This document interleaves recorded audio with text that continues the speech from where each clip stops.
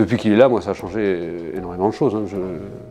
Là, j'ai demandé à l'école de chien guide la possibilité d'avoir un chien parce que, ma vue baissant, dans ma zone de confort autour de chez moi, ça allait encore à peu près, mais c'était limite. Mais alors, dès que je m'éloignais un petit peu de mon quartier, ça devenait très compliqué, quoi. Au quotidien, alors, il observe tout ce qu'on fait, le moindre petit truc, il sait que ah, là on va faire ça, là il faut qu'il fasse ça. C'est même mieux que ce que je ne pensais au départ, quoi.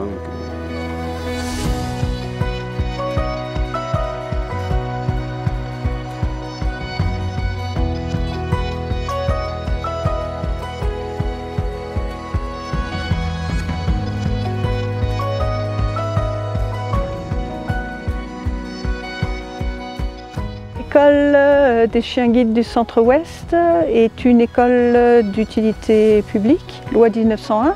Elle existe donc depuis 1976. Donc il y a 13 salariés, dont 6 éducateurs.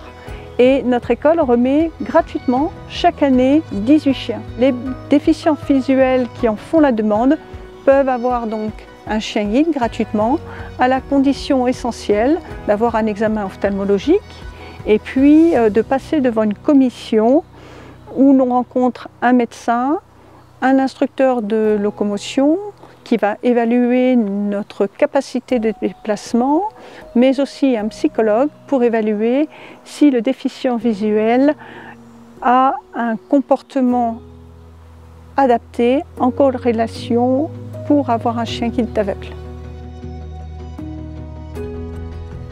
Voilà, c'est notre accompagnement là aussi du département.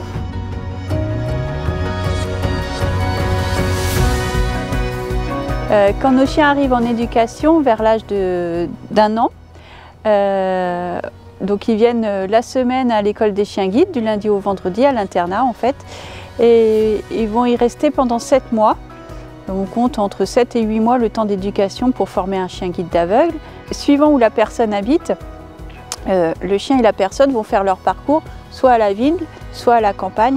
Et évidemment, ça a demandé en amont un travail spécifique dans l'éducation du chien.